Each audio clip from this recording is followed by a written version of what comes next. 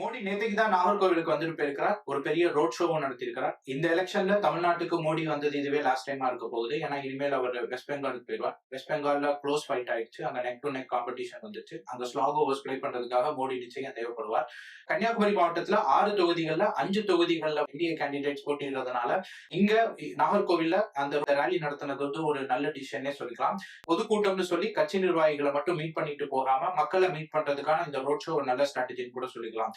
உடம்பும் வயசும் ஒத்துழைக்காம தனியா களத்துல பிரச்சாரத்துல இருந்த காந்திக்கு நிச்சயம் மோடியோட வருகை வந்து ஒரு ஆறுதலா இருந்திருக்கும். 5 தொகுதிகளிலும் அந்த கேண்டிடேட் செலக்ஷன்ல இருந்த குழப்பங்கள் கூட அந்த மோடியோட வருகை வந்து நிச்சயம் தீர்த்து வச்சிருக்கும்.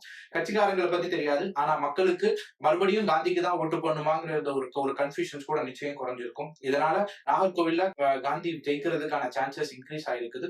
குளச்சலும் பத்மநாபுரம் கூட கொஞ்சம் க்ளோஸ் ஃபைட் ஆகலாம்.